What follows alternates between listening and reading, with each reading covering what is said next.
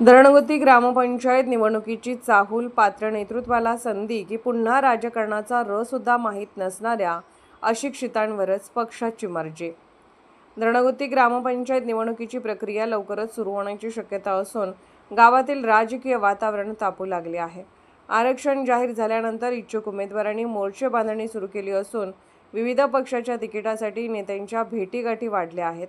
मात्र यंदा एक प्रश्न गावकऱ्यांमध्ये चर्चेचा विषय ठरत आहे, तो म्हणजे पक्षाकडून खरोखरच सक्षम, सुशिक्षित आणि गावाच्या विकासाचा दृष्टिकोन असलेल्या व्यक्तींना संधी दिली जाणार की पुन्हा एकदा राजकारणाचा सुद्धा माहीत नसलेल्या उमेदवाराच्या गळ्यात तिकीट टाकले जाणार.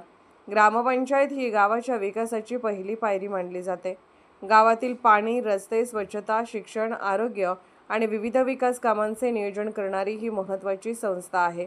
अशा संस्थेत लोकप्रतिनिधी म्हणून निवडून येणाऱ्या व्यक्तीकडे किमान प्रशासनाची जाण, कायद्याची माहिती आणि गावाच्या समस्यांची समज असणे अपेक्षित आहे. मात्र गेल्या काही वर्षात अनेक ठिकाणी केवळ गटबाजी, पैशांचे बळ किंवा दबावाच्या राजकारणामुळे उमेदवारी मिळाल्याची चर्चा होत आली आहे. त्यामुळे गावकऱ्यांमध्येही नाराजीचा सूर उमटत आहे. विकासाचा विचार करणाऱ्या आणि सामाजिक क्षेत्रात काम करणाऱ्या व्यक्तींना डावलून केवळ निवडून येण्याची क्षमता पाहून उमेदवारी दिली गेल्यास त्याचा फटका गावच्या विकासाला बसू शकतो, अशी भावना अनेक नागरिक व्यक्त करत आहेत. निवडणूक जवळ येत असताना काही स्वयंघोषित नेते आणि प्रभावशाली मंडळी तिकिटासाठी सक्रिय झाली आहेत. मात्र अंतिम निर्णय घेताना पक्षांनी व्यक्तीची पात्रता, समाजातील काम आणि विकासाचा दृष्टिकोन याला प्राधान्य द्यावे, अशी मागणी गावातून होत आहे.